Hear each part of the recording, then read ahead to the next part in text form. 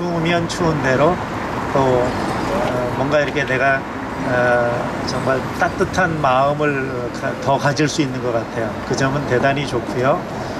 그리고 목요일 날 우리가 이 광장에서 여러 문화제를 했지만 목요일 날 여기저기 많이 분산됐었습니다. 지난주에도 그랬고요. 그럼에도 불구하고 이 자리는 매우 중요하다고 생각합니다. 소수가 모였을지라도 정말 따뜻한 마음으로 이 자리를 지킨다라는 생각 가졌으면 좋겠습니다. 멀리 안산에서 또 예은 엄마, 지상 엄마 두 어머님들이 오셨습니다. 오셔서 귀한 이야기 나눠주실 텐데 이 장소가 날씨는 춥지만 우리의 마음으로 좀 따뜻하게 데폈으면 좋겠습니다.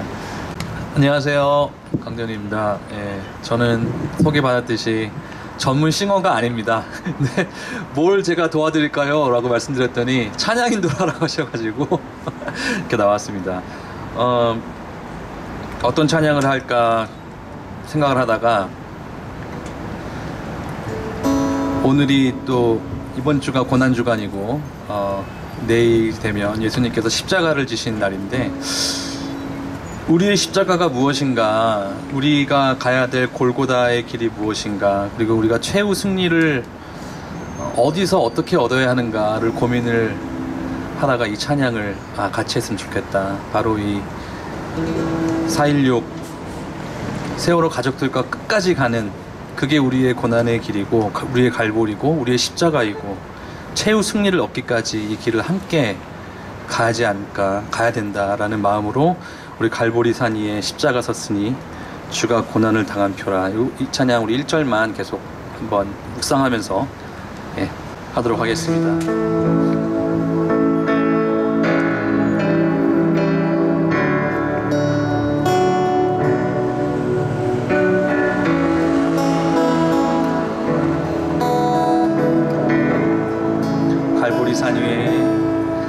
갈보리 산 위에 십자가 섰으니 주가 고난을 당한 표라. 험한 십자가를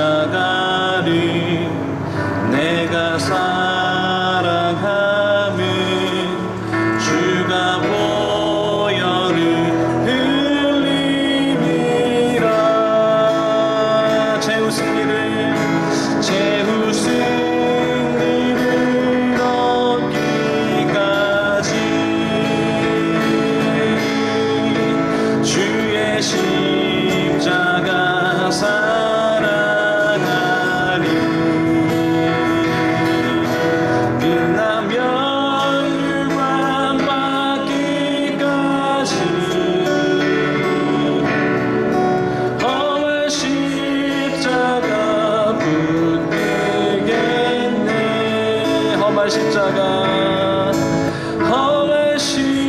십자가 붙들겠네.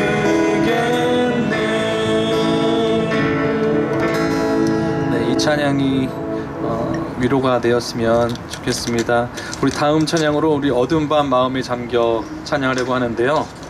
제가 어렸을 때부터 이 찬양 굉장히 많이 불렀습니다. 저희 부친도 목사님이셔서 제가 이 찬양을 엄청 많이 불렀는데 어렸을 때부터 한 가지 질문이 있었어요. 찬양에 예수님 이름도 안 나오고 하나님 이름도 안 나오고 교회란 말도 없고 이게 왜 찬송가에 있을까? 근데 지금 깨닫는 것 같아요. 이게 왜 찬송가여야 하는가를 깨닫는 것 같고요. 이처럼 정말 우리에게 지금 바로 2016년에 필요한 고백이 또 있을까라는 생각이 들었습니다. 우리 같이 어둠만 마음에 잠겨 역사의 어둠 짙었을 때 우리 대한민국이 좀 더 지금보다 훨씬 더 정의로운 그런 사회, 그런 나라가 되길 바라는 마음으로 하나님께 간구하는 마음으로 우리 어둠 밤 마음에 잠겨 같이 찬양하겠습니다. 3절까지 다 힘차게 부르겠습니다. 어둠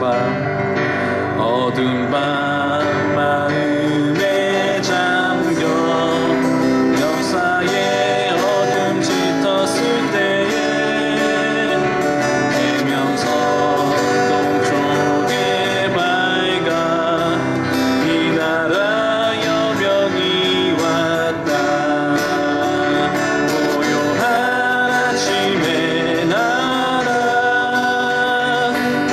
속에 새롭다 이들이 삶 속에 얽혀 이 땅에 생명감 놓아간다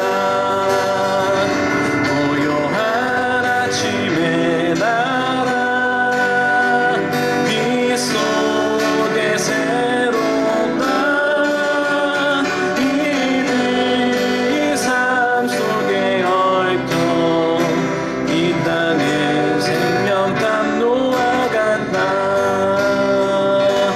아멘. 네, 우리 마지막으로 노래 같이 할 노래는요. 공식적으로 찬송가는 아닙니다만 제 마음속의 찬송가입니다. 아침 이슬을 툭송이 아니고 같이 부르고 싶어서 이 노래를 골랐고요. 제가 요즘에 제 딸이 8살이고 6살이고 아들이 4살인데요. 이 노래를 집에서 같이 불러요. 피아노 치면서. 그렇게 은혜가 되더라고요. 이 노래 같이 부르면서 서로 위로가 되고 또 결의를 다지고 우리가 첫 번째 찬송에서 불렀던 것처럼 승리할 때까지 함께 하자는 의미로 우리 아침에서 같이, 이건 특성이 아닙니다. 제가 말씀드렸듯이 저는 전문 싱어가 아니고요. 아무것도 아니기 때문에 우리 같이 큰 소리로 아침이슬 서로 격려하는 마음으로 같이 불렀으면 좋겠습니다.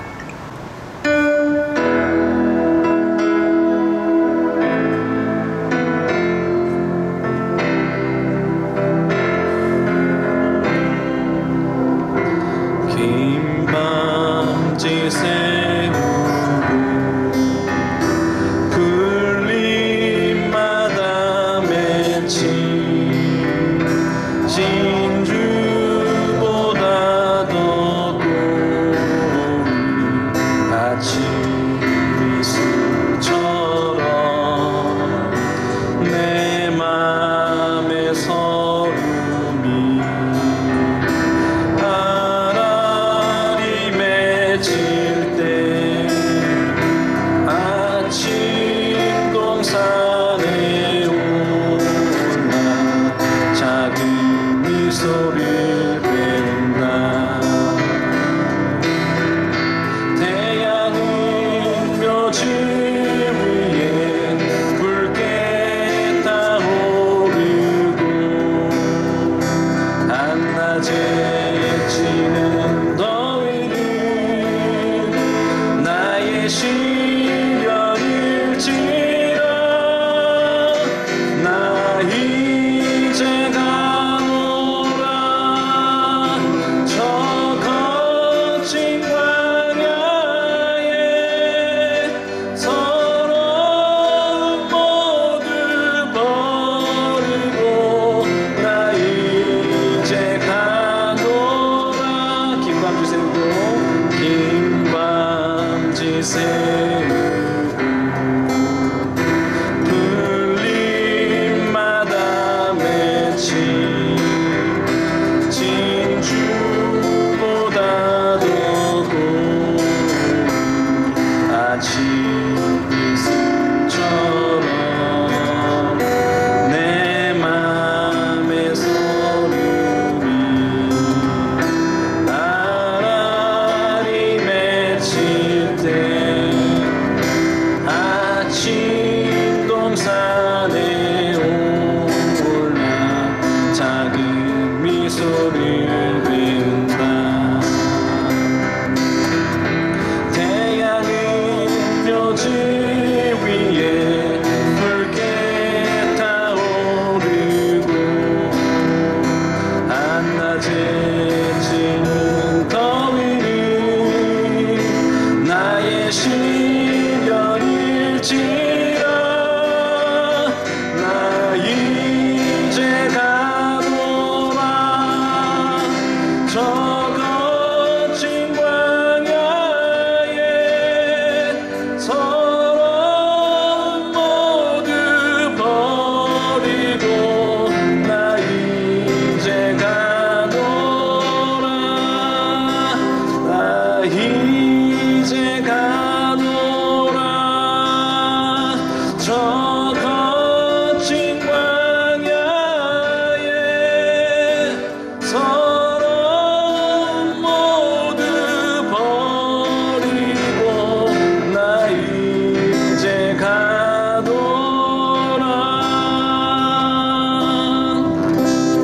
수고하셨습니다. 언론사 대표께서 이렇게 찬양 인도하고 특송하는 거 보셨습니까? 이 추운 날씨에 박수 한번 뜨겁게 해주세요. 확실히 전문 싱어는 아니에요. 아무튼 잘하셨어요. 이제 굉장히 날이 추운데요. 또 어머님들 오셔서 너무 감사하고요.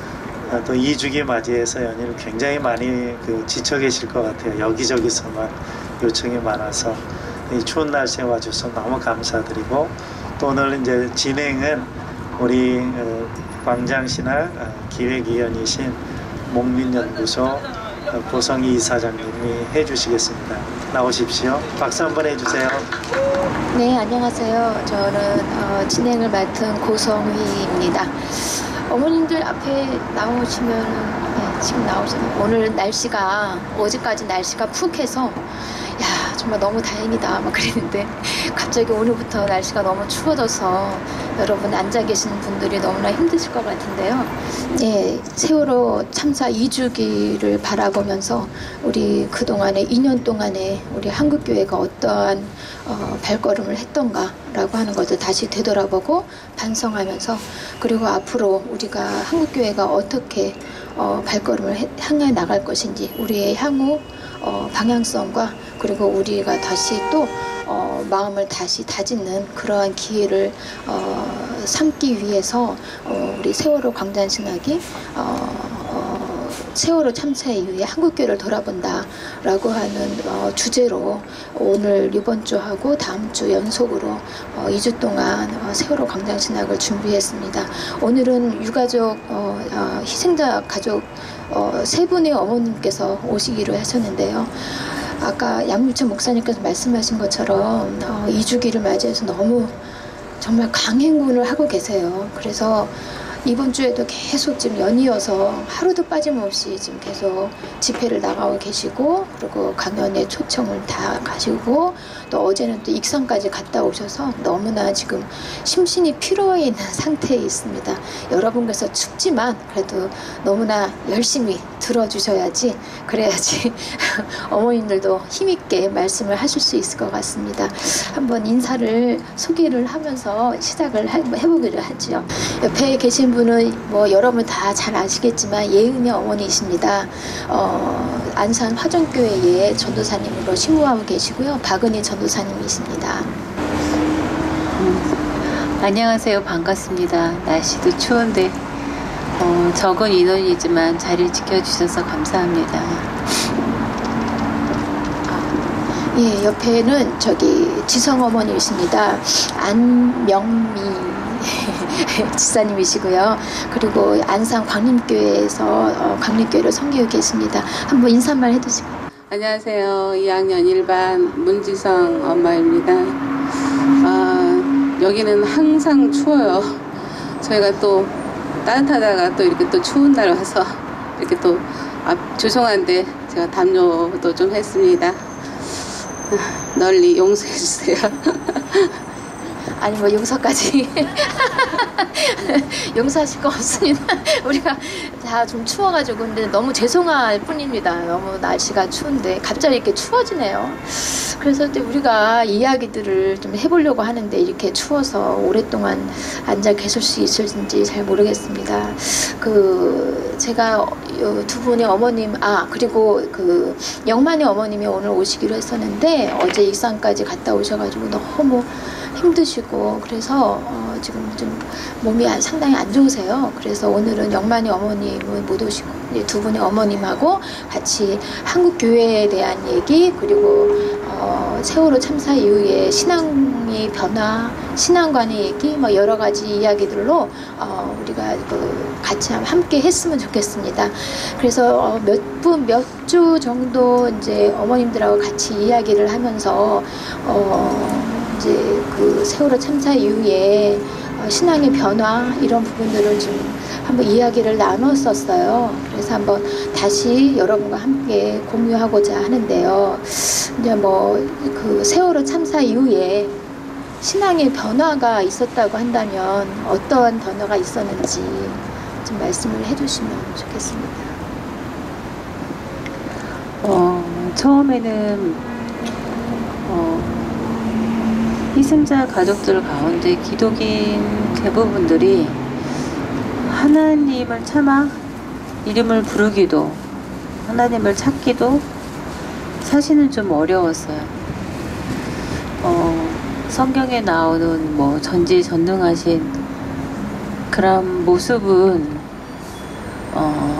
차지하고라도 이렇게 부모들이 애끓는 심정으로 하나님한테 기도를 했고 또 수많은 사람들이 마음을 모아서 정말 우리나라 사람뿐만 아니라 전 세계 모든 사람들이 관심을 갖고 기도했음에도 불구하고 아이들이 싸늘한 죽음으로 돌아왔을 때 정말 눈앞에 보이는 이 사실을 어떻게 해석해야 될지에 대해서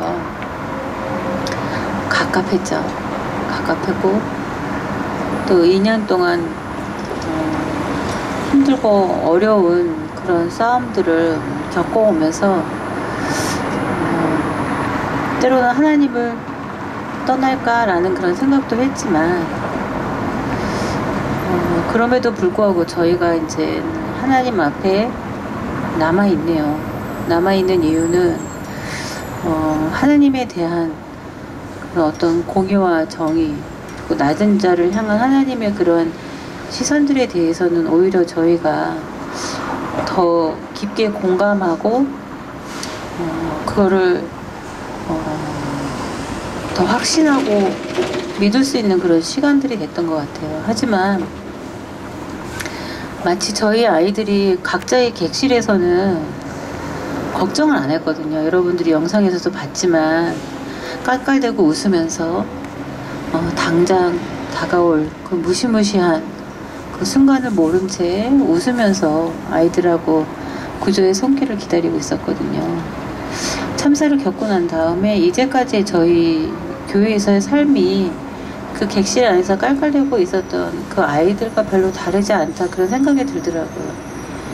세월호처럼 이 사회가 정말 위기를 치닫고 있는데 나는 너무나 교회 안에서 안일하게 안락하게 나와 내 가족과 그리고 내가 알던 그 좁은 울타리 안에 사람들의 행복만을 위해서 살아오지 않았나 그런 생각이 들더라고요. 그래서 참사 이전보다 좀 더 교회 밖에 있는 삶에 대해서 관심을 갖게 됐고 또 그것이 나하고 전혀 관계가 없는 삶이라는 것을 저희가 많이 깨닫게 된 것 같아요. 그래서 이전보다 더 많은 그 고통받는 사람들을 향해서 볼 수 있게 됐고 또 그 사람들이 왜 그렇게 될 수밖에 없었는지에 대한 그런 관심, 통찰 그런 것들이 생긴 것 같아요. 그리고 그런 것들을 하나님께서는 우리가 눈 감고 간과하기보다는 관심을 갖고 맞서서 같이 싸우기를 원하신다는 그런 확신이 참사를 겪으면서 저희 안에 들은 것 같습니다. 네, 이제 예훈이 어머님 이제 박은희 전사님 같은 경우는 세월호 참사를 이유로 해서 더 많은 신앙의 갈등도 있었지만 그 신앙의 이 갈등이라고 하는 것들이 더 신앙이 심화되는 더 깊어지는 그런 계기가 됐다는 걸 말씀하셨는데요. 지성이 어머님 말씀하시고 저도 생중계되고 있던 그 시간에 정말 하나님을 찾았고 또 교회 목사님들이나 믿는 그 성도들한테 전화를 해서 지금 이 상황에 기도를 부탁할 수밖에 없었어요. 제가 TV를 보고 있는 상태에서는 정말 간절하게 기도할 수 없을 것 같아서 물론 하지만 옆에서 지원해 주기를 원해서 여러분들한테 많이 기도 요청을 한 상태였지만 정말 아이는 살아서 돌아오지 못하는 그런 상태였기 때문에 처음에는 하나님을 원망을 할 수가 없었어요. 전능하신 하나님이기 때문에 원망조차도 할 수 없었던 그 정신이었던 것 같아요. 이걸 어떻게 어떻게 하나님을 어떻게 내가 생각을 해야지? 내가 그렇게 기도를 했건만 정말 믿는 사람들한테 다 전화해서 제발 좀 우리 아이를 위해서 기도 좀 해달라고 그렇게 해서 기도 부탁도 했고 또 많은 믿는 사람들이 또 기도한다고도 들었기 때문에 그 당시에는 정신이 없어서 어떻게 생각을 해야지? 도대체 하나님은 왜 내 기도를 들어주시지 않으셨지? 왜 이 많은 사람들의 기도를 왜 안 들어주셨지? 이제 그렇게만 생각을 했지 감히 하나님을 원망할 수가 없었어요. 그런데 이제 아이를 장례를 치르고 이렇게 정신이 돌아왔을 때 정말 하나님이 원망스러웠어요. 그때부터 이제 정말 내 하나님을 따지러 내 하나님과 정면으로 내가 따지러 가야 된다고 생각을 해서 제가 금식기도원에 올라가기도 했었습니다. 너무 하나님한테 화가 났어요. 왜 이 상황을 이렇게밖에 할 수 없었는가? 그 전능하신 하나님이 홍해를 가르신 하나님이 그 바다를 만드신 하나님이 그 근처에 있는 물을 마르지 못하게 하지 않았나? 왜 하지 않았나? 저는 제가 설마 내 하나님은 분명히 우리 아이들을 살려줄 거라고 내 아이가 분명히 내 아이는 살아서 돌아올 거라고 굳게 믿었는데 그래서 한동안에는 하나님을 정말 원망해서 왜냐고 한동안 얼마나 하나님한테 왜 그랬냐고 많이 따지기도 했고요. 또 이제 우리가 이제 계속 이제 그 기간이 지나고 왜 우리 아이들이 살릴 수도 있었는데 그런 여러 상황을 보면서 우리가 여기까지 올라와서 또 외치고 청와대를 향해서 외치고 이럴 때 나는 우리 교인들 하나님을 믿는 사람들은 그래도 이 세상 사람들하고는 달라서 깨어있을 거라고 생각을 했는데 그렇지 않았어요. 그저 안일하게 앉아 있었어요. 제가 볼 때는 너무 비겁한 모습의 그리스도인들의 모습이 아니었나. 저는 그 당시로서는 그것도 또 화가 났어요. 그래서 하나님한테도 화가 났고 또 교회의 모습에 또 화도 나서 그 후로 저의 신앙생활은 정리를 좀 해야 되겠다. 그전에는 그저 하라는 대로 정말 모범생같이 그런 신앙생활을 했습니다. 저는 또 모태 신앙이기 때문에 또 세상도 잘 몰랐기 때문에 오로지 보는 거는 교회의 모습밖에 못 봐서 그 안에서 그게 단 줄 알고 생활을 했는데 제가 본 교회의 모습은 아니었어요. 이게 아니구나.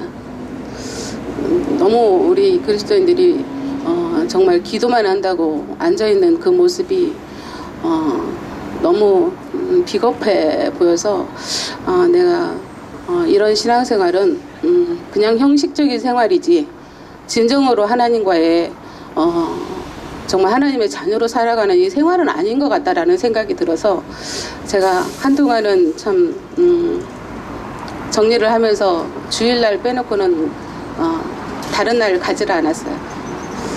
그런데 하던 일을 안 하니까 너무 그것도 괴로운 거예요. 그 정리를 하는 동안에 너무 힘들더라고요. 그래서 그 동안에 생각을 참 많이 했고요. 지금은 이제 더 어떻게 하면 신앙생활을 더 어떻게 잘할 수 있을까? 정말로 하나님의 자녀로 어떻게 하면 제대로 살아갈 수 있을까? 그런 고민을 하면서 조금씩 지금은 이제 하나님과 교제를 하려고 좀 시도를 하고 있는 중입니다. 말씀 잘 들었습니다.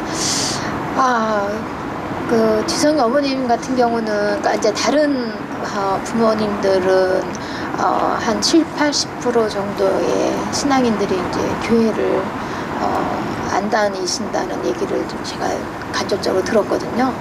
그럼에도 불구하고 지성이 어머님은 어떤 뭐 방금도 말씀하셨지만 그래도 조금 뭔가 이렇게 특이한 뭔가 이렇게 좀 이유가 있으시면 말씀해 주시겠어요? 교회를 떠나지 않아야만 하는 이유? 뭐 이런 거. 예?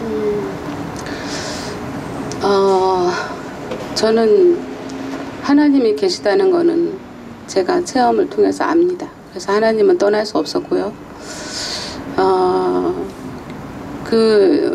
우리 교회는 그래도 우리 지성이를 정성껏 천국 입성 예배까지 해서 참 잘 보내주셨어요. 그래서 그거에 대한 감사함으로 제가 떠날 수가 없었고요. 또 우리 목사님의 그 특징 중에 하나가 또 정말 위로는 참 잘하십니다. 그래서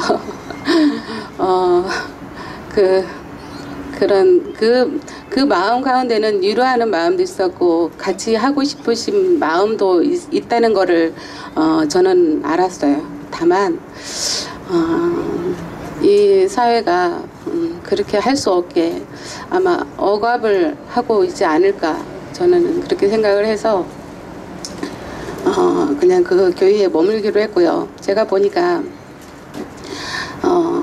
어떤 교회도 그 당시에 다 똑같다는 생각이 들었어요. 어디를 가도 교회의 모습은 다 똑같구나. 내가 어디에 간들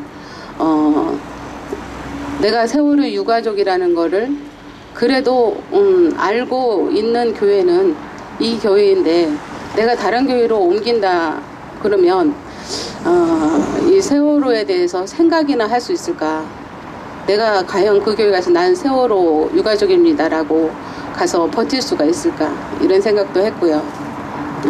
또 지금은 제가 저기 성가대를 하고 있어요. 그래서 앞에 큰 리본을 붙이고 제가 우리 교인들한테 말은 안 하지만 행동으로 보여주고 있습니다. 그 예은이 어머니 혹시 이제 선교사님이시고 대학을 졸업하시고 신학을 전공하시고 하셨는데 여러 가지 어려운 일들이 이제 신앙적인 어떤 갈등들이 더 많아지는 경우가 더 사실은 말도 못하는 그런 경우들이 꽤 많잖아요. 그럼에도 불구하고 내가 정말 하나님을 믿기를 정말 잘했구나. 내가 이렇게 신학을 하고 내가 하나님과 더 깊은 교제를 나눴을 때 그래서 내가 버틸 힘이 있게 되는구나 라고 하는 뭐 특이한 뭐 이렇게 그런 사례가 있으면 예가 있으면 말씀해 주시면 좋겠습니다. 그렇게까지는 없는 것 같아요. 그렇게까지 어떻게 없어요? 그렇게까지는 없고 참사 초기부터 지금까지 끊임없이 질문을 하는 거죠. 그 하늘나라는 어디에 있을까? 어디 있는지 알았으면 좋겠다. 우리 딸 만나러 가게. 여기서 시위하면서 앉아서 하늘 보면서 하나님 우리 예은이는 지금 어디쯤 있나요? 그리고 과연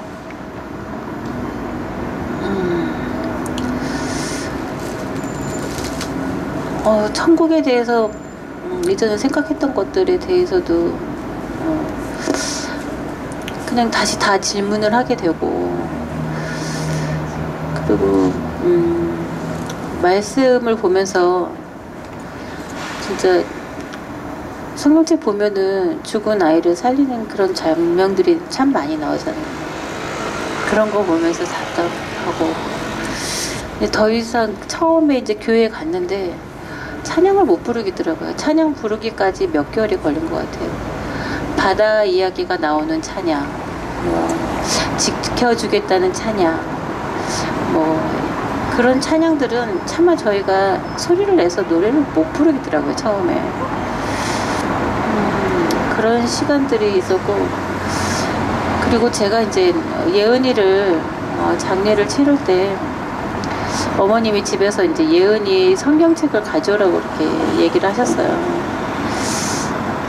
그래서 그 성경책을 가져와서 그 복근이 껴져 있는 그 장을 펼쳐서 예은이 영정사진 앞에 올려놓으려고 들고 갔는데 하필이면 그 복근이 껴져 있는 데가 스테반 집사의 순교 장면이더라고요. 너무 놀래가지고 그 순간 그냥 성경책을 장례식장에서 집어 던졌어요. 하나님 뭐 하시는 거냐고. 스테반이야 스스로 죽음을 각오하고 주님 옆에 섰던 사람이니까 그렇지만 뭐냐고. 그럼 우리 아이들도 이 세상을 위해서 순교라도 해야 되는 거냐고. 그러면서 막 하나님한테 따졌어요. 도저히 용납할 수가 없겠더라고. 그 아이들은 떠나는 그 순간까지 정말 곧 자기들이 이루어갈 그런 꿈들에 맞게 부풀어 있던 애들이거든요.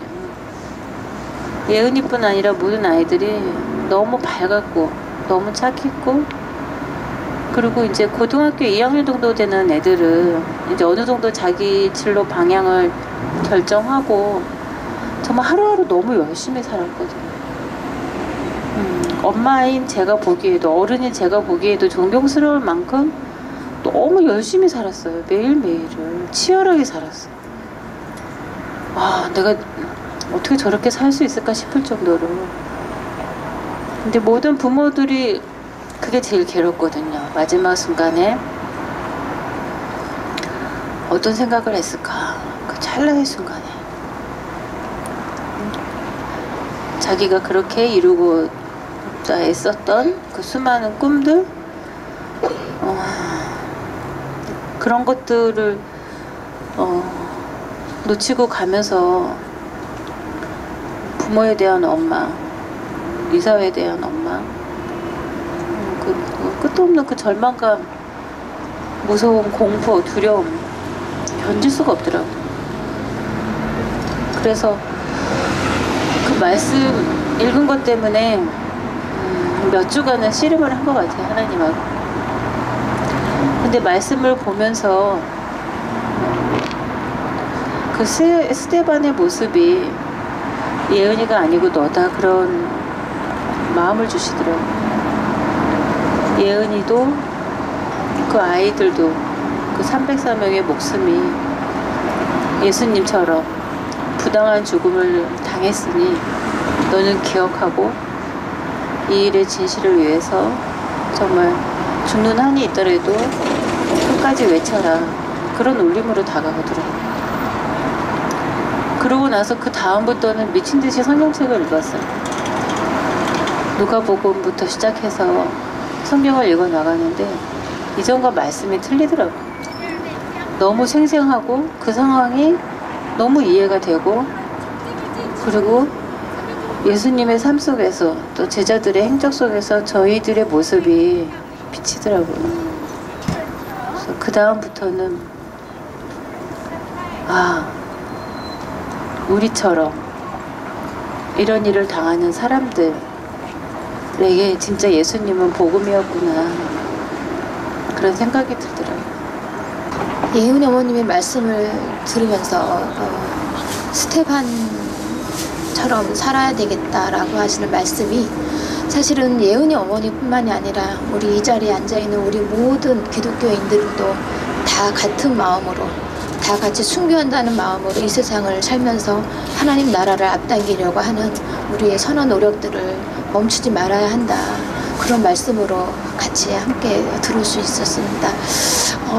이제 하나님의 뜻에 대한 얘기는, 그 성성에 대한 얘기를 말씀을 하시다 보니까 생각났는데, 요새 이제 요새는 아니죠. 이제 세월호 참사 직후에 몇몇 정말 제정신이 아닌 몇몇 교회 지도자들이 하나님의 뜻을 운운한 적이 있습니다. 그랬을 때 그들이 말했던 하나님의 뜻과, 그리고 예은의 어머님이나 지선이 어머님이나 다른 어머님들이 생각하는 하나님의 뜻이 어떻게 다른가라고 하는 거, 이렇게 그 질문을 하기가 정말 죄송하지만 그래도 한번 질문을 해보면, 그들이 말하는 하나님의 뜻과 대체 우리가 생각하는 하나님의 뜻이 무엇일까? 어떻게 다른 것인가? 라고 하는 그 질문이 있다면 어떻게 말씀을 하실 수 있으실지.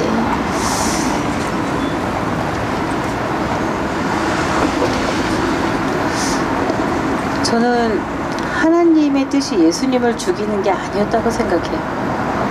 하나님의 뜻은 우리가 죄를 깨닫고 그 순간에 어떻게 하든지 예수님을 죽지 않게 했으면 그게 진짜 하나님의 뜻이죠. 그게 생명의 하나님이죠. 분명히 하나님께서는 아브라함이 아들 이삭을 바치려고 할 때 멈추게 하셨거든요. 그게 하나님의 뜻이라고 봐요. 그런데 결국은 예수님을 죽였죠. 사람들이.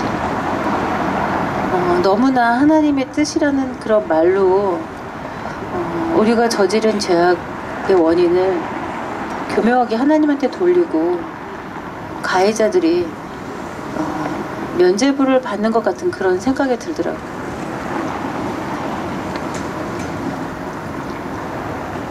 그 하나님의 뜻이라고 말했던 그런 목회자분들, 만약에 정말 진짜 그 하나님의 뜻이 뭔지 알았다면 저희가 생각하는 뜻은 이러한 사건을 통해서 너희가 얼마나 악한지 들여다보아라. 너희들의 죄가 뉘우치지 않으면 또 다른 무고한 죽음들을 만들어낼 수밖에 없는 것이 이 세상이다라는 것을 알려주시는 거라고 생각이 들거든요. 만약에 그렇다면 저희가 생각하는 그런 하나님의 뜻을 정말 올바로 깨닫는다면 뉘우쳐야 되는 거죠. 내가 목회자로서 또 한 인간으로서 정말 이 세상이 이렇게까지 막장으로 치달을 때까지 정말 뭘 했을까라는 그런 뉘우침이 있길 바라는 거죠. 저희 가족들, 특히 기독인 가족들 가운데 그런 후회가 되게 많았거든요. 이 세상이 이렇게 엉망이 됐는데 아까 저도 말씀드렸잖아요. 가심을 갖지 않았구나. 굉장히 가슴을 치고 후회했거든요. 그러면서 우리나라 교회 안에서도 이런 우리가 우리 가슴을 치면서 회개하는 것처럼 교회가, 그리고 최소한 그 교회의 지도자라고 할 수 있는 목회자들이 진짜 가슴을 치면서 옷을 찢으면서라도 회개를 하지 않을까라는 기대를 했어요. 그래서 예전에 그런 평양에서 일어났던 회개운동처럼 2014년에 이 한국당에 정말 어마어마한 회개운동이 전국적으로 일어날 줄 알았어요. 아니면 최소한 전국은 아니더라도 안산에서 일어날 줄 알았는데 그런 움직임이 전혀 없더라고요. 더 끔찍한 건 오히려 저희들을 향해서 돌을 던지고 가만히 있으라 그러고 슬픔을 참으라 그러고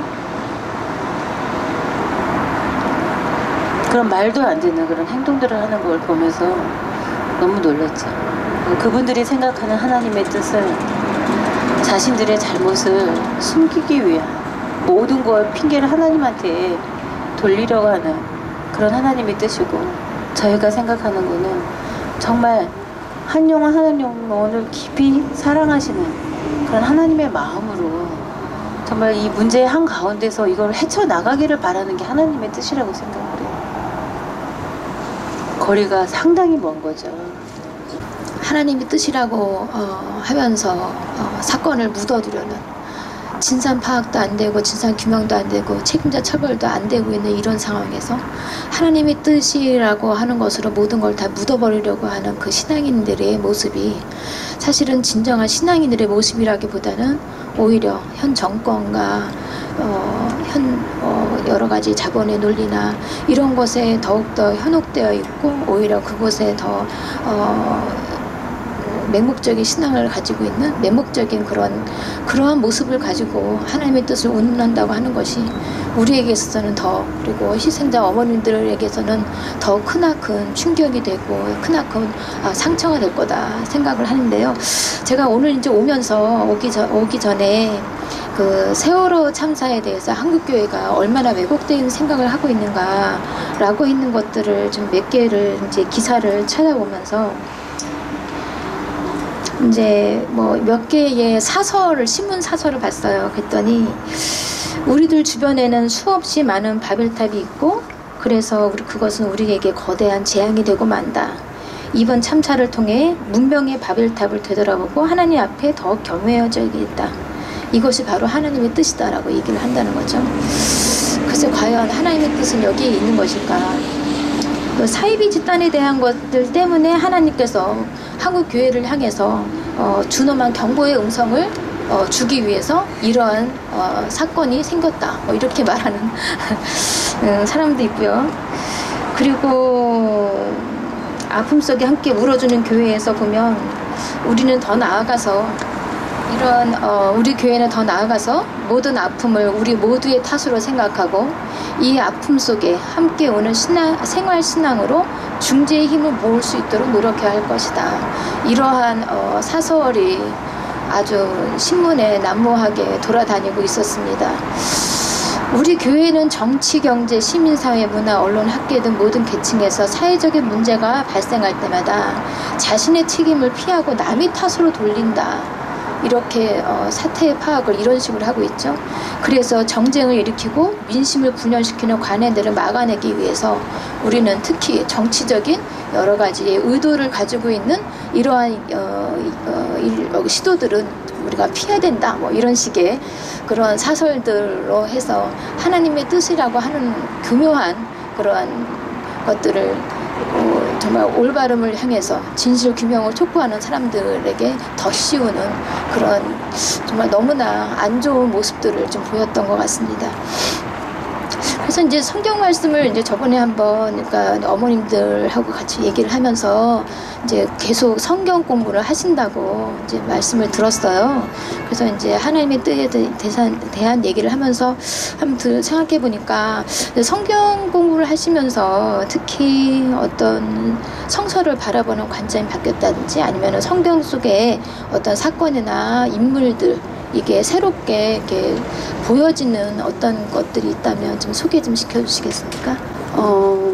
성경에 이스라엘 국민들이 이렇게 살아오는 그 과정을 이렇게 얘기하는 그런 구절에서 왕을 이제 이스라엘 왕을 이제 나쁜 왕 이런 이제 정말 국민들을 힘들게 하고 이런 왕들을 볼 때는 우리나라의 대통령이 생각이 나게 되고요.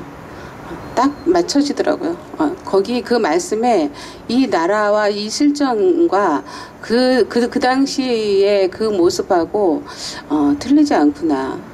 정말 국민들을 힘들게 하는 자기들의 자기들이 가지고 있는 것을 전혀 내려놓지 않기 위해서 얼마나 힘들게 하는 그 모습들이 저희들이 보면서 전에는 이제 그거를 그저 읽는 형식으로 지났다 그러면 지금은 이제 실존 인물하고 이제 대조를 하게 되죠. 그렇게 바뀐 것 같아요. 어떤 한 사건이나 새롭게 좀 뭔가 더 의미심장한 어떤 사건들이 저희가 이제 처음에는 누가복음을 먼저 읽었고요. 복음서를 읽으면서 예수님이 어떤 사람들을 찾아가셨는지, 어떤 말씀을 하셨는지 그 시선을 한번 쫓아가 봤어요. 어디를 보고 있는지, 그리고 그 발이 어디로 가 있는지.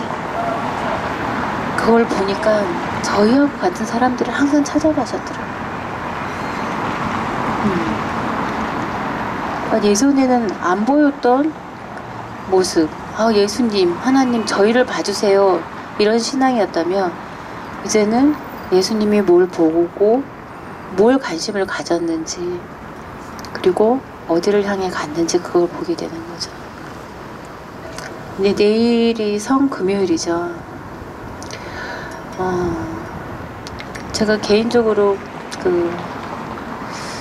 누가복음 읽으면서 가장 가슴 아팠던 장면은 바로 성금요일의 장면이었어요. 제자들이 그 성찬식을 통해서 예수님을 기억하잖아요. 또 성찬이라는 게 어떻게 보면 또 공동의 나눔이고 식사라는 어떤 축제적인 의미도 있지만, 저는 그런 어떤 예수님을 기억하는 것에 있어서의 그 성찬의 의미를 아이를 보내고 다시 이제 되새기면서 말씀을 읽다가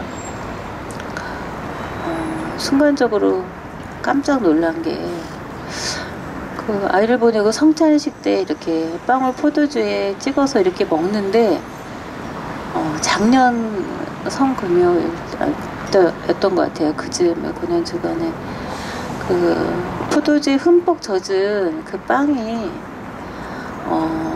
피가 홍건히 고여있는 그 예수님의 몸처럼 느껴지더라고요. 그 순간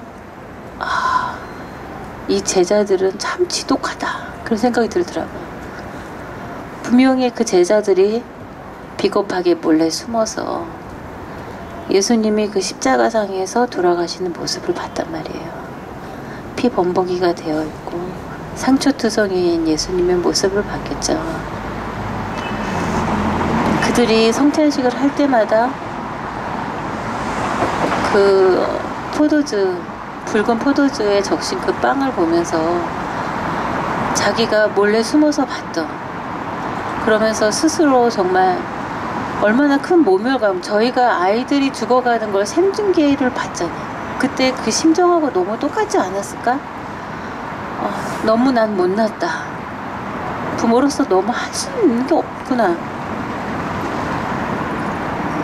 제자들도 성찬식 하면서 자기 스스로가 얼마나 못나고 또 얼마나 큰 죄를 저질렀는지 그걸 나눌 때마다 느꼈을 것 같아요.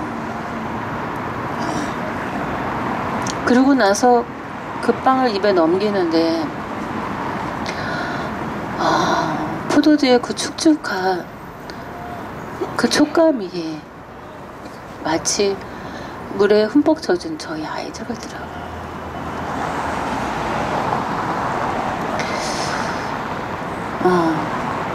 제자들은 처음에 성찬식 할 때 인육을 먹는다는 그런 소문도 있었잖아요.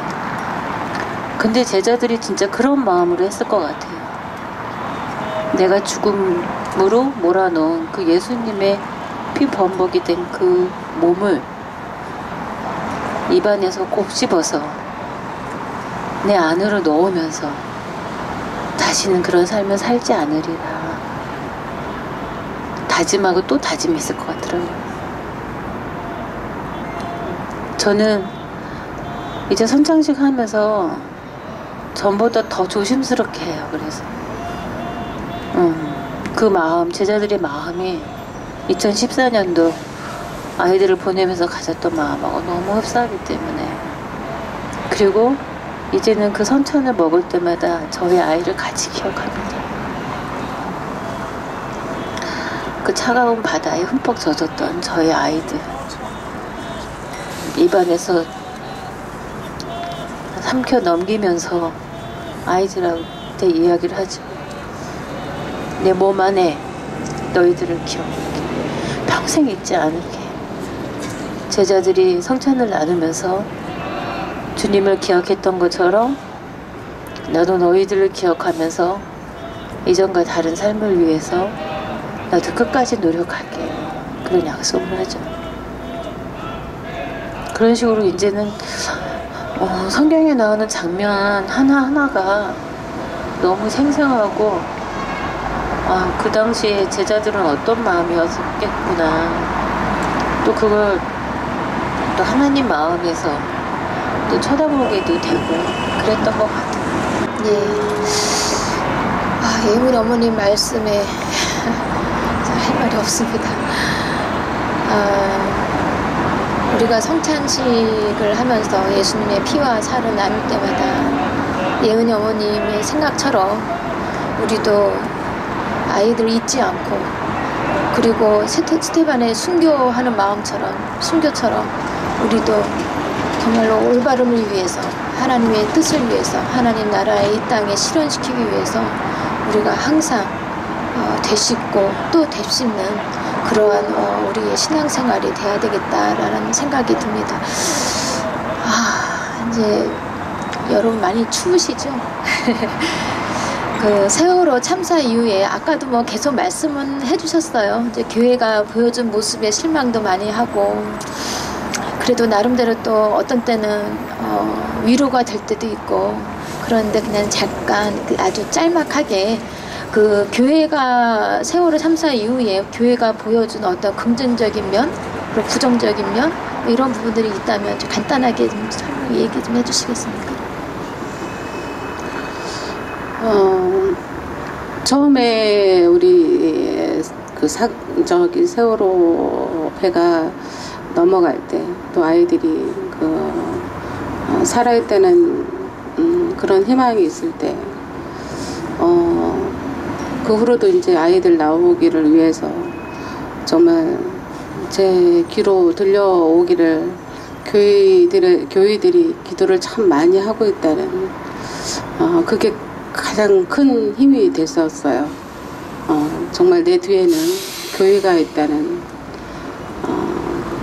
정말 하나님을 두려워하는 하나님의 백성들이 있다는, 아주 크게 제 뒤에 서 있다고 이렇게 생각을 해서, 한편으로는 저는 정말 나는 하나님의 자녀여서 정말 좋구나 라고 생각을 했고요. 부정적인 또 이유는 교회가 행동을 하지 못한다는 거, 기도는 정말 골방에서 열심히 할지라도 일어나지 못하고 있는 거, 정말 우리 아이들이 가만히 있으라는 그 말에 정말 침몰당했잖아요. 정말 교회도 이렇게 가만히 앉아서 기도만 한다고 이 나라가 지금 속을 들여다보니 이 상황인데, 우리 교회들이 정말 빼놓지 않고 기도하는 게 이 나라를 위해서 기도를 하고 지도자를 위해서 기도를 하고 있잖아요. 정말 말로만 하는 것이 아니라 정말 일어날 줄도 아는 그런 모습이었으면 좋겠다는, 그래서 또 그런 면에서 제가 또 이 교회에 대해서 정말 실망을 했죠. 그 교회에서 이제 우리가 기도를 많이 하지 않습니까? 상당히 기도도 많이 하고, 그런데 회개, 이번에 세월호 참사를 통해서 우리가 한국교회가 회개해야 된다, 그런 얘기도 많이 하는데, 사실은 뭘 회개하는지를 잘 모르고 기도를 하고 있는 것 같다는 생각이 들어서, 만일에 우리 한국교회의 모습을 진정으로 회개하고 진정으로 기도한다면, 그러면은 그것이 그냥 앉아서 기도만으로 끝나지 않을 텐데, 이제 기도만으로 기도로 그냥 끝난다는 것 자체가 정말로 진심으로 회개를 하고 있는가라고 하는 것들 다시 한번 반성을 하게 됩니다.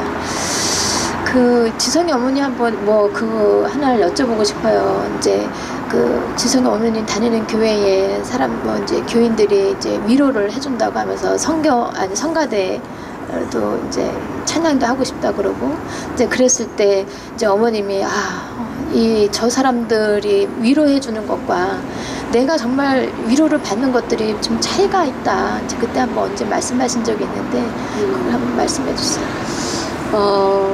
교회에서는 위로를 해주려고 했죠. 어떻게 이제 생각을 많이 하셨겠죠. 유가족을 앉혀놓고 찬양을 들려주겠다고 그랬어요.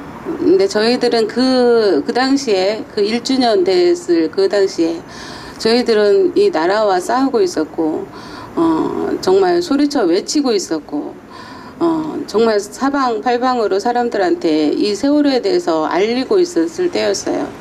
정말 우리를 생각을 하고 우리를 위로해 준다 그러면 우리가 원하는 것이 무엇인가? 우리는 우리의 소리를 들어주기를 원했어요. 그런데 우리의 소리를 듣는 귀는 막더라고요.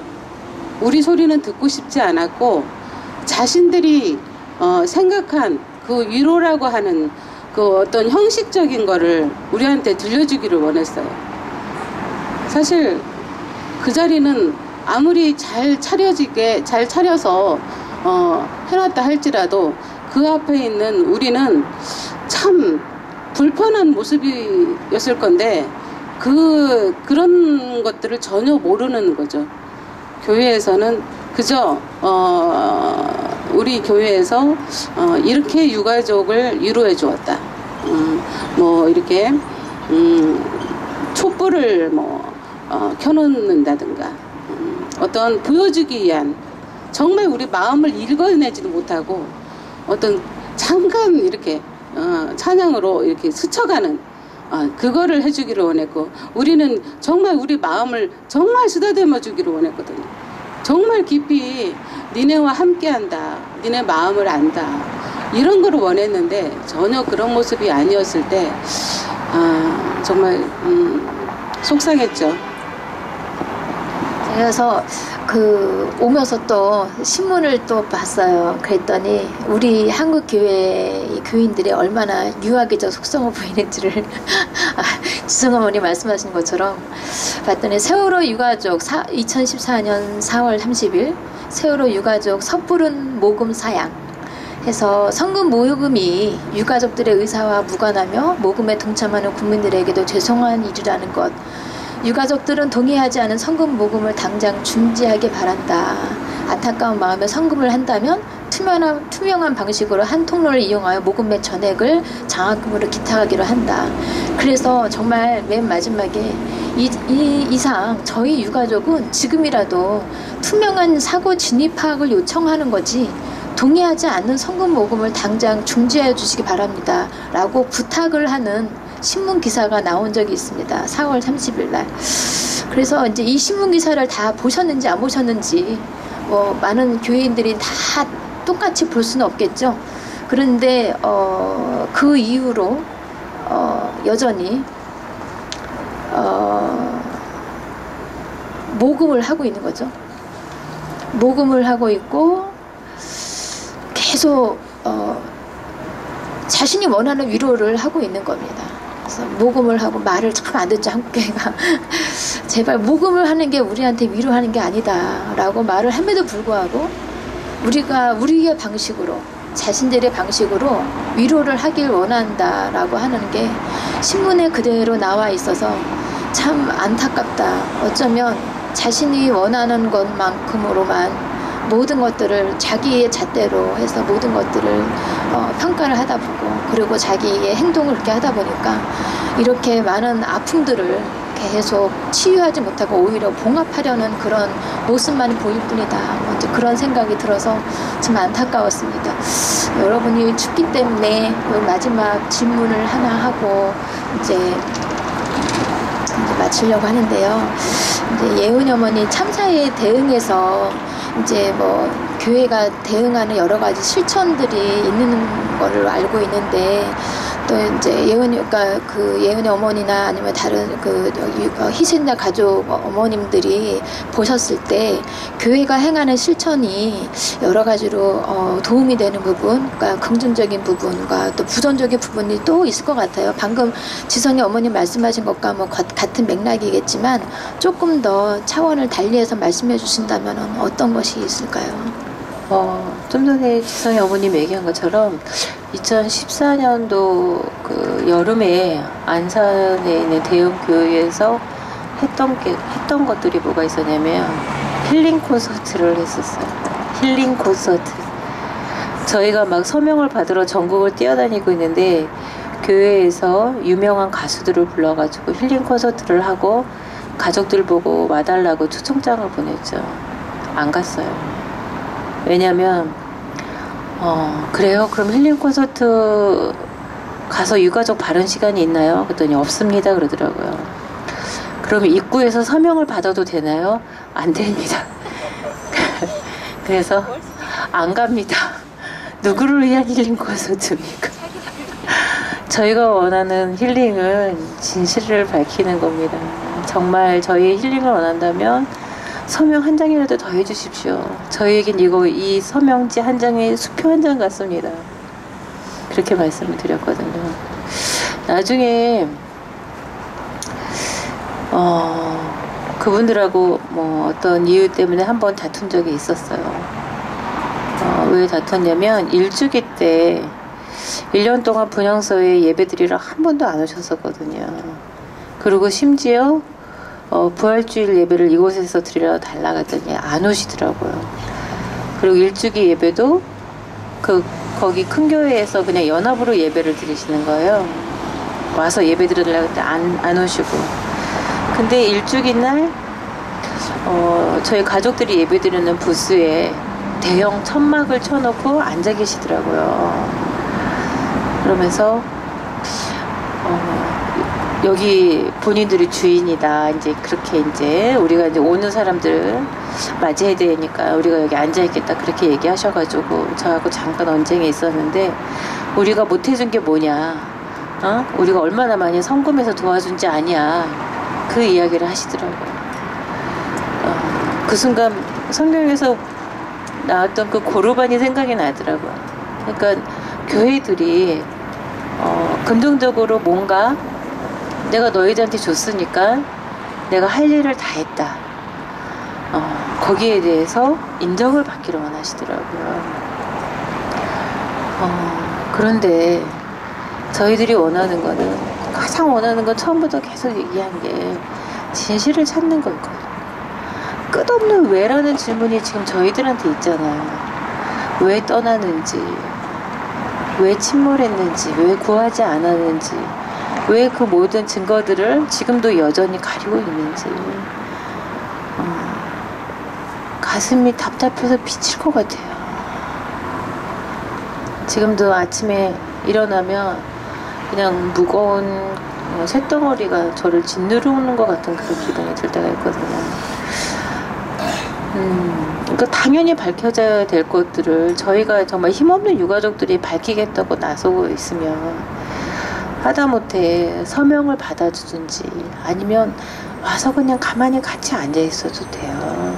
그런데 교회 다니시는 분들은 말씀을 잘 하시잖아요. 오시면 저희들을 너무 많이 가르치려고 해요, 유가족들을. 와서 들어주고, 아니 들어주는 거 못하면은 그냥 가만히 계셨으면 좋은데 와서 가르치려 하고 아이가 좋은 곳에 갔으니 이제는 슬퍼하지 말고 기뻐하라 그래요. 진실도 찾으란 소리도 못하게 입을 틀어막고 슬픔도 분출을 하지 못하게 하면 저희는 어떻게 살아야 되는 거예요? 안으로 그냥 모든 걸 짓누르고 참게끔 마치 그냥 저희들의 안에서 막 용암이 막 끓고 있는데 와서 입을 막 틀어 막으시더라고요. 그런 부분이 너무 답답하죠. 그런데도 다행인 것은 그럼에도 불구하고 한국 교회가 그나마 희망이 있는 것은 그런 정말 무식한 행동을 하는 대형 교회들도 있지만 또 일부 생각 있는 크고 작은 많은 교회들이 있더라고요. 저희가 안산에서 분향소에 기독교 예배실을 차려놓고 작년 1월부터 예배를 드리고 있는데 1년 동안 거의 한 7, 80 교회들이 와서 예배를 드려주고 갔어요. 감사한 일이죠. 그 가운데는 청년들도 있어요. 청년들 가운데는 일주일에 한 번씩 와서 예배 드리는 사람도 있어요. 서울에서 안산까지 일주일에 한 번씩. 정말 감사하죠. 그런 분들이 있기 때문에 저희들한테는 대형교회 목사님보다 그런 청년들이 더 커 보여요, 솔직히. 그리고 우리 창현이 어머님께서 그런 이야기를 했는데 저는 아이를 보내고 정말 하나님의 응답을 받고 싶어서 몸부림을 쳤다. 근데 하나님이 아무 말씀도 안 하셔서 응답을 받지 못해서 답답했는데 바로 이렇게 찾아오시는 사람들이 하나님의 응답이라는 생각이 든다. 그렇게 얘기하더라고요.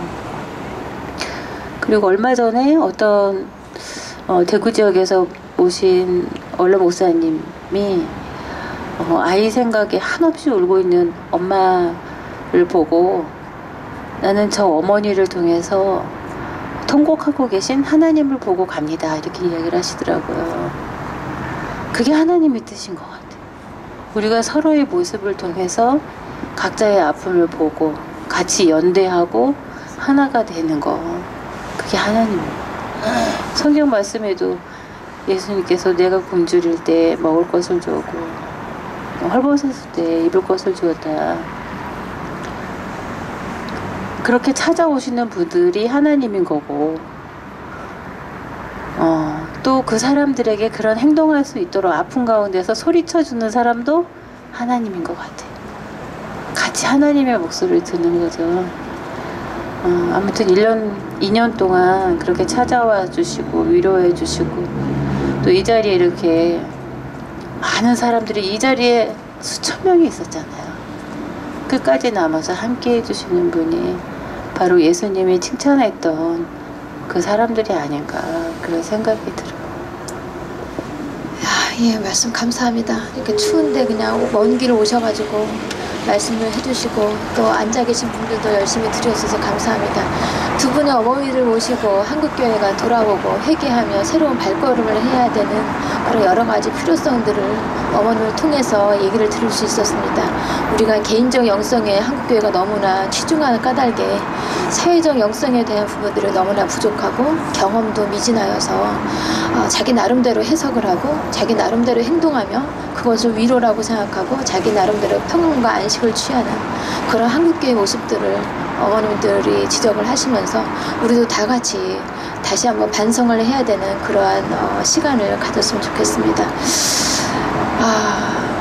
신앙이란 작대라고 하는 것 때문에 신앙적인 새로운 폭력으로 우리가 또 다시 그 폭력에 폭력을 더하는 그런 상황들을 보게 되는데요.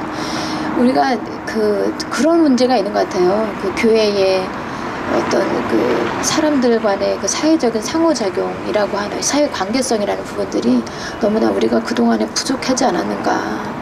그런 사회적 상호 관계성에 우리가 너무나 유아기적인 그런 모습들을 보임으로 인해서 서로에게 피해를 주고 서로에게 아픔을 주는데 우리가 이제 어머님들의 말씀을 들으면서 우리도 역시 다 같이 같은 한 마음으로 어머니께서 말씀하신 것처럼 연대하는 그러한 연대를 더 강화하는 우리의 모습이기를 원합니다.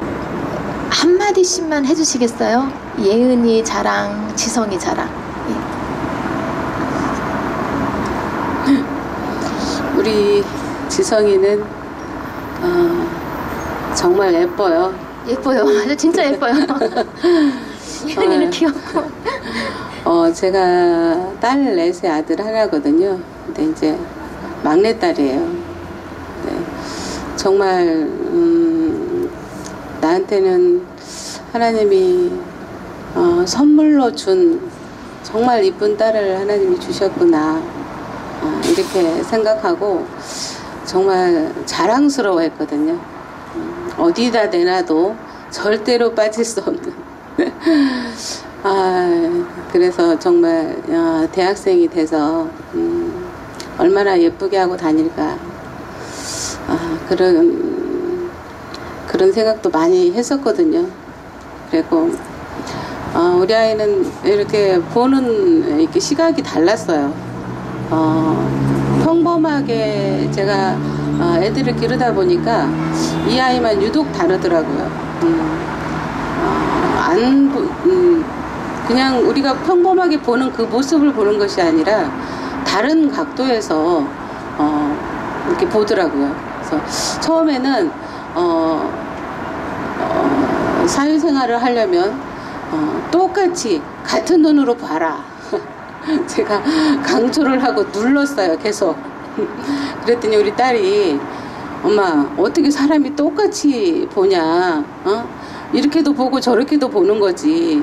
그래서 처음에는 저희가 이제 그 아이를 이해 못하는 이해를 못하는 평범한 사람이었기 때문에 이해를 못했는데 나중에는 그 아이를 이제 인정을 했어요.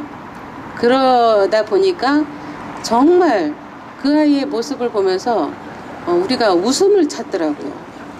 너무 그 아이를 보면서 집안에 웃음이 많아졌고, 그 아이의 모든 행동이 정말 사랑스럽고 우리한테 정말 행복을 주었던 그런 정말 하나님이 선물로 주신 아이였어요.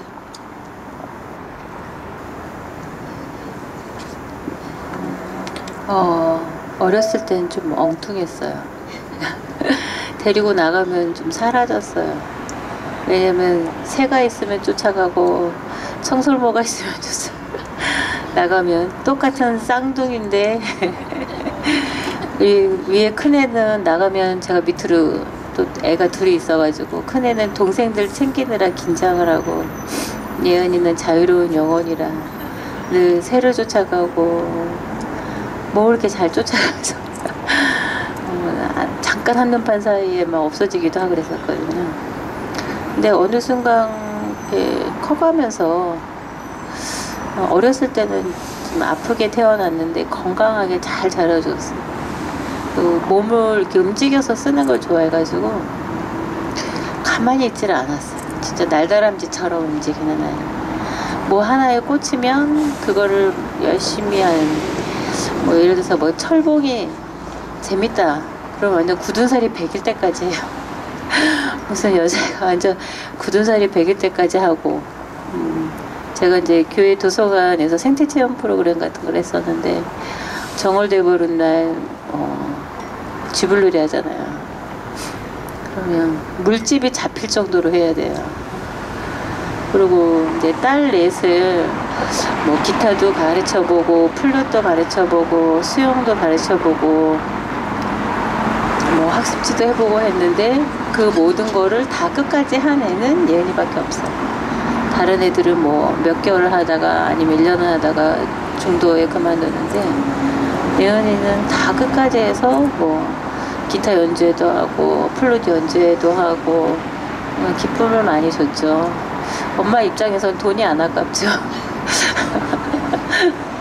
그러니까 아까워서라도 뭔가 했으면은 끝을 봐야 되는 그런 아이라. 교회에서도 이 일이 있기 전에 이제 중고등부 회장이었거든요. 근데 회장들은 또 주일날 아침에 일찍 와서 기도회를 따로 해야 되는데 한 번도 빠진 적이 없어요. 예은이가 가수를 꿈꿨지만 노래는 잘 못했어요. 솔직히 몸도 좀 뻣뻣했어요. 그런데도 너무 그 꿈을 포기를 안 하더라고요. 제가 걔를 포기시키려고 참 별의별 짓을 다 했는데 그때마다 포기를 안 하고 어느 순간에 울면서 그러더라고요. 그래도 할 거라고. 그래서 저희가 이제 저희 남편이랑 저랑 무릎을 꿇었죠. 그 아이의 그런 의지 앞에서 얘는 뭐가 됐든 하겠구나. 뭐든지 끝까지 하니까 끝까지 할 줄 알았어. 이렇게 생을 끝까지 못 가고 갈 줄은 몰랐지. 아무튼 너무 늘 이렇게 좀 업이 돼 있고 딸 넷이 있어도 조잘거리고 이렇게 막 얘기하고 막 이렇게 그런 아이는 예은이밖에 없었거든요. 그런 아이였죠. 아이 이야기를 자랑을 듣다 보니 마음이 더 아픕니다. 지금은 저희가 잠깐 제 개인적인 얘기를 하면 저희 아버님을 제가 추모 영상을 만들었었어요. 추모 영상을 만들면서 작가 선생님께서 그러시더라고요. 잠깐 영상 편지 한번 얘기하실래요? 그래서 뭣도 모르고 얘기를 했는데 두고두고 후회가 되는 거예요. 더 좀 말 좀 잘할 걸, 더 좀 예쁜 말 좀 할 걸, 막 고민을 막 후회를 했는데 두 분의 어머님께 지성이에게 보내는 영상 편지 그리고 예은이에게 보내는 영상 편지 한번 보내주셨으면 해서 개인적으로 더 부탁을 드렸습니다. 한번 영상 편지 한번 보내주시고요. 우리는 이거 끝나고 또 다른 광고가 있기 때문에 자리 이동하지 마시고 계속 봐주세요. 지성아, 지금은 전국에서 잘 지내겠지? 엄마가 네가 넷째 딸로 태어난 날 엄마는 너무 서운했었어. 엄마는 아들을 바랬었거든. 갸름한 얼굴로 간호사 언니가 너를 안고 왔을 때 엄마는 이렇게 말했지. 너 나랑 살려고 왔구나. 그러고 너를 받아 나섰던 그 생각이 들어.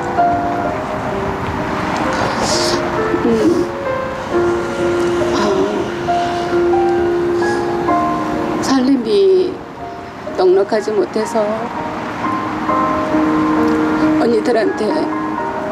언니들 입은 옷 물려주었고,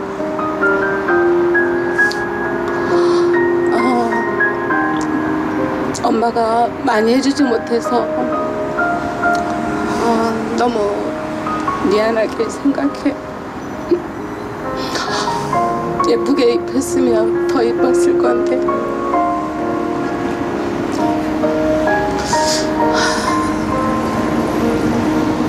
그러나 엄마는 너한테 해준 말이 있었어.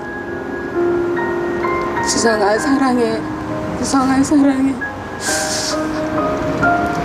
어릴 때 안고 너한테 항상 그렇게 얘기했던 기억이 났고, 너를 보내고 뭔가 너한테 해주고 싶었는데 가버린 너한테 뭘 해줄 게 없었는데, 어느 날 바닷가 옆에 차를 대고 자고 있는데 자다가 엄마가 너의 모습을 보고 어릴 때 너한테 해줬던 지성아 사랑해 말을 계속 하고 있는 엄마 모습을 보았어. 엄마는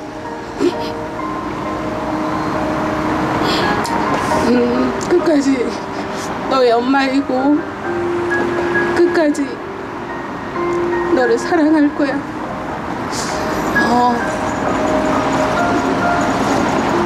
엄마가 이 세상 다 하고 천국에서 다시 보자. 내 딸 사랑한다.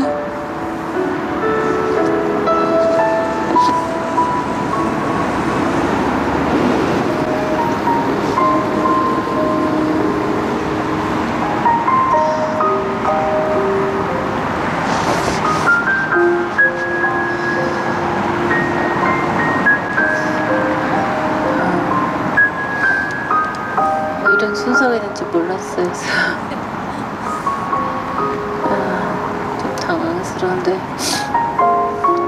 예은아, 엄마 보고 있어? 태어날 때도 건강하게 태어나주지 못해서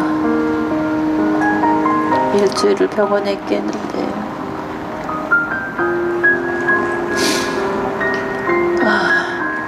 그때도 신생아실에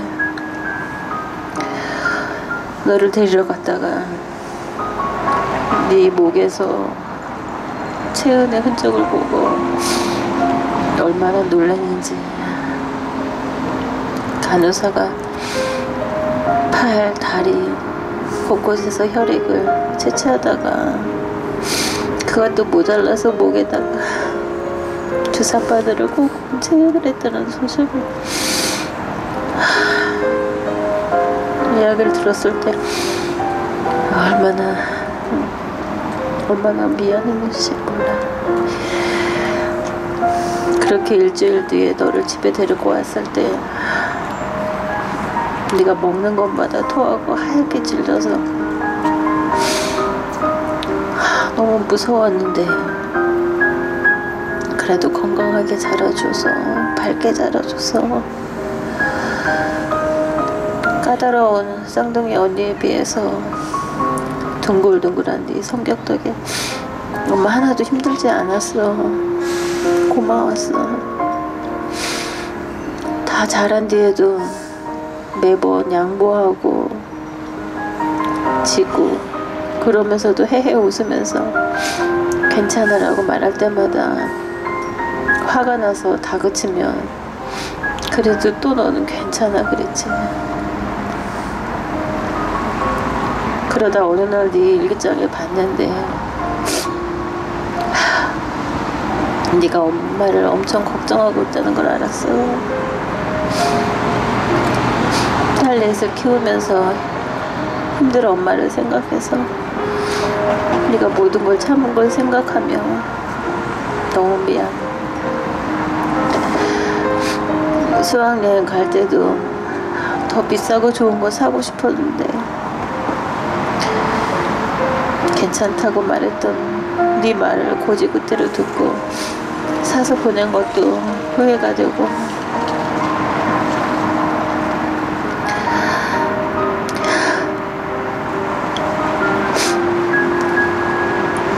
(14일) 날 아침에 네가 다급하게 그렇게 전화하는데도 엄마가 교회 일 때문에 바빠서 다른 전화 받느라 네 전화 못 받은 것도 미안하고 다른 부모들은 다 풀목으로 달려갔는데 엄마는 또다시 쌍둥이 언니와 동생 둘을 챙기느라 내려가지 못한 것이 두고두고 한이 된다. 올 때도 일주일, 갈 때도 일주일. 엄마는 너한테 너무 나쁜 엄마라서 그래서 잘 견딜 거야. 무슨 일 있어도 잘 견디고 잘 밝혀서 널 볼 때 조금이라도 덜 미안하도록 노력할게. 그때 꼭 한번 안아보자 예은아. 사랑해.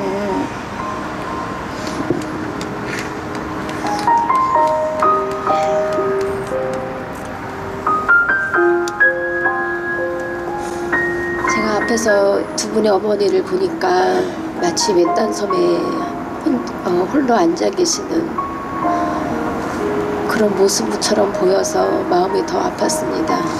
이 두 분의 어머님이 외딴 섬이 되지 않도록 우리가 다 같이 함께 끝까지 자리를 함께 지켰으면 좋겠습니다. 우리 한번 같이 함께 지킵시다. 잊지 않읍시다. 한번 얘기해 볼까요?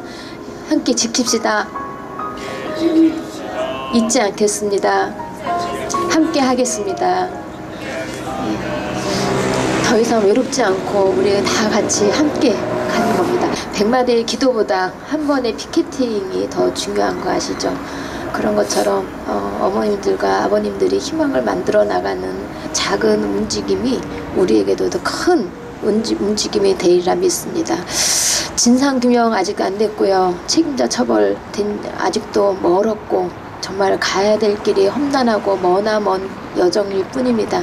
그렇지만 우리가 다 같이 한다면 그 길을 다 완수할 수 있을 것이라 믿습니다. 오늘 여기 세월호 참사 이후에 한국교회를 돌아본다 첫 번째 순서를 마치겠습니다. 여러분 오랫동안 안정해 주셔서 감사합니다.